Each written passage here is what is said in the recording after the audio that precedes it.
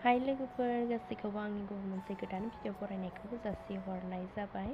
स' दिनैनि भिडिअआनो जाहैबाय दिनैहाय माने प्रेगनेन्सिनिनो चेकआप दङ आरोना, बेयावहा थांनो नागिरदों आरोना। जों चेकआपआव आसाया लांनो नागिरदों बर' बाजार हस्पिटालावहा। ओरैनोथ' जोङो प्राइभेट बिदि पार्सनेल जोङो देखायखादों, चेकआप लाबाय थाखादों, थेवबो माने आसाफोरा लाङो नालाय, ओमफ्राय आसाफोरनि लांनाय मथे जों दिनै थांनो नागिरदों आरोना बर' बाजारावहा। ओमफ्राय दायो ओंखारखां आरिखां दङ।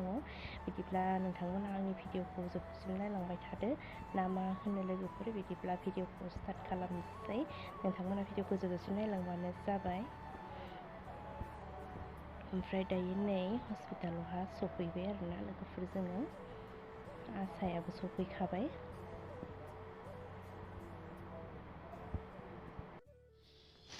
ना संनो नागिरदों आङो दायो, टमेट'जों नाजों संनोसै।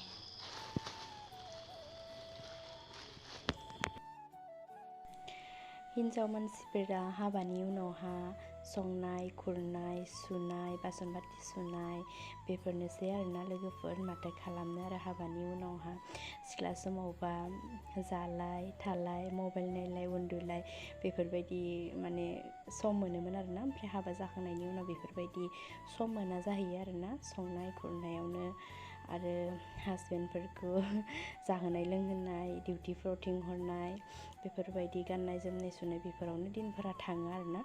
हाजार साख्रि मावनाय हिन्जावबाबो गावनि जानाय लोंनाय गाननाय जोमनायखौ मावनांगौ जाखायो आरोना। जानाय लोंनायखौबाबो संनानै जाखानांखागोन, बिहाव बिखुनजोनो संनानै जाहोखानांगोन, हौवानि गाननाय जोमनाय बायदिसिना बिदिनो सुनानै होखानांखागोन आरोना, हाजार साख्रि मावनाय हिन्जावबाबो आरोना लोगोफोर। सिख्ला बायदि जाया, सिख्ला समावबा आरो गोसो बायदि गावनि न'आवनो थानाय जायो नालाय, ओमफ्राय बिमानि गुदुं गुदुं संनाय जानाय बेफोरबायदि जायो आरोना लोगोफोर। दायो आङो ना फ्राय खालामगासिनो दङ लोगोफोर मोनानि थाखाय। टमेट'जों नाजोंनो संना होनोसै आरोना। ओमफ्राय लोगोफोर आङो गगाबो मोनबाय थादों नालाय, गुजुनाय जादों, गगा मोननाय माने दै गुसु अखाबो सिजाबाय नालाय, अखा हादोंमोन आं, ओमफ्राय बेनिखायनो माथाबो बोरैबा जाबाय थादों आरोना।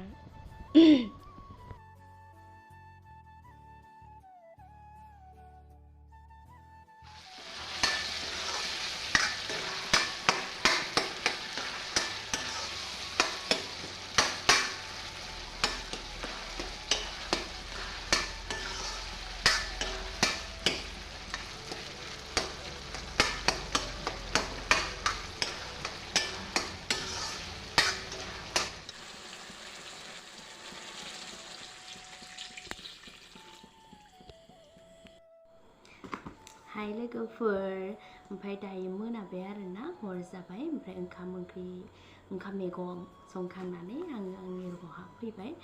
ओमफ्राय आइदो बाबा टिभि नायगासिनो दङ, जारौआ फरायगासिनो दङ। ओमफ्राय बाया आंनि बिजावजालि आब' बायनानै बुङो आङो, बायाबो गावनि रुमाव थांबाय। ओमफ्राय आदाया गैया, टाउनाव थांनाया सफैयाखै। ओमफ्राय हासबेन्डआबो टाउनावनो दङ, सफैयाखै आरो स्कुल सुटि जाखांनानै डाइरेक्ट बियो गावनि पार्सनेल खामानिनि थाखाय टाउनाव दङ, बियो दाबो सफैयाखै। दायो बिसोर ज' फैबासो ओंखाम जानाय जासिगोन आरोना। ओमफ्राय बेनिखायनो आं दायो आंनि रुमावहा फैबाय, टाइम पास खालामसै नोंथांमोनजोंनो एसे माबा माबि रायलायनोसै आरोना दिनै। जोंनिया सानजारि नालाय, सानजारिखायनो रायलायनायफोरा एसे आलादा जायो आरोना।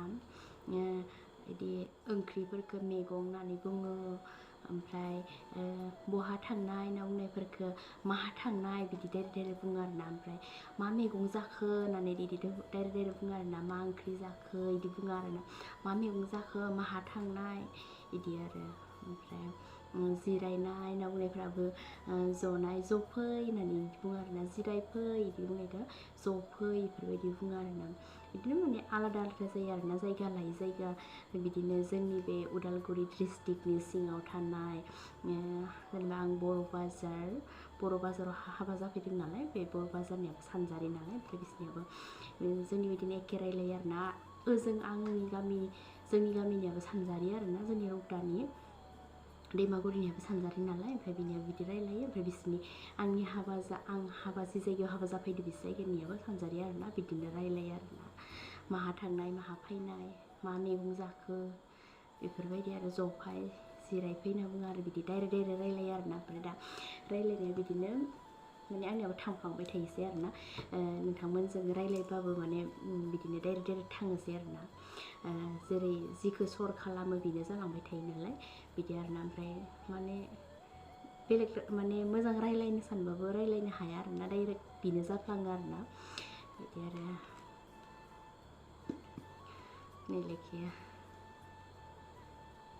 दाख्लै आंनि बोराया बेखौ टिचार्स डेआव मोन्दों आरोना स्टुडेन्टसफोरा होदों जानांगौ आं बेखौनो एसामिस किताब बियो बेखौनो ओरैनो टाइम पास नायनोसै माबा किताब लाबोना दोनफैदों स्कुलफोरनि बेखौनो एसे टाइम पास फरायनोसै आं आरो दंबावो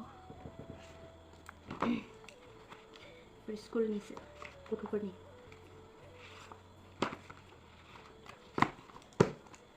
माने बिदि जायो आरोना मबाइलखौ बेसेबां नायनो बेसेबां उन्दुनो माने खर' सालायलायनाय मोनो आरोना उन्दुनानै मबाइल नायबाय थानोबो बेनिखायनो आं सम गोसो जाला माने बेफोर किताबफोरखौ नायनानै ओरैनो टाइम पास खालामो आरोना फरायो मायो ओमफ्राय नैबे टिचार्स डेआव मोननाय बे गोदान एसामिस किताब बेखौ आं ओरैनो टाइम पास फरायनो दसे मा दङ नायनि र'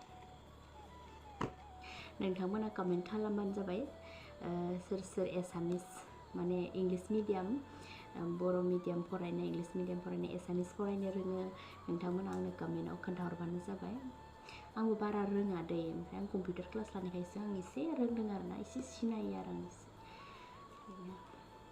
मा खालामनो आरोना ओरैनो टाइम पास ओरैनो थास्लाय स्लाय फरायनो मबाइल नायबाय थाबाबो बांद्राय खर' सायो बिदि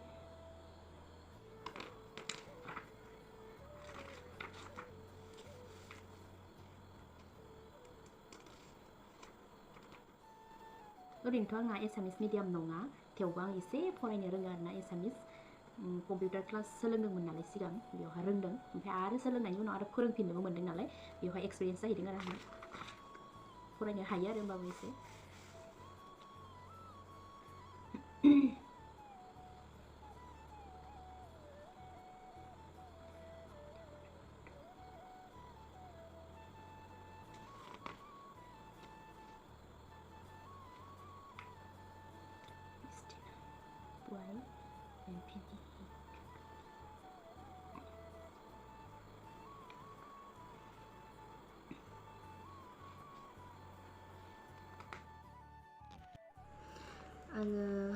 आङो माने बिस्कुट बिहरदोंमोन लाबोबाय मा बिस्कुट नायनो हागोन नोंथांमोनाबो मेरि लाइट दायो आङो माने बर्तमान प्रेगनेन्सि लाइफआवहा बे बिस्कुटखौ बांसिन मोजां मोन्दों आरोना मेरिगल्ड बायदिनो खिन्थु बियो एसे थावसिन आरोना गोथावसिन जानो गाइखेरजों मोजां मोनो आं जानो दा जागासिनो दं आरोना आं बे बिस्कुटखौनो मोजां मोन्दों जानो गाइखेरजोंनो जा बा साहाफोरजोंनो जा मोजां आरो जानो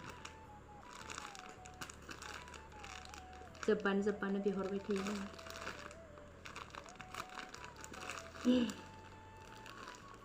मेरि लाइट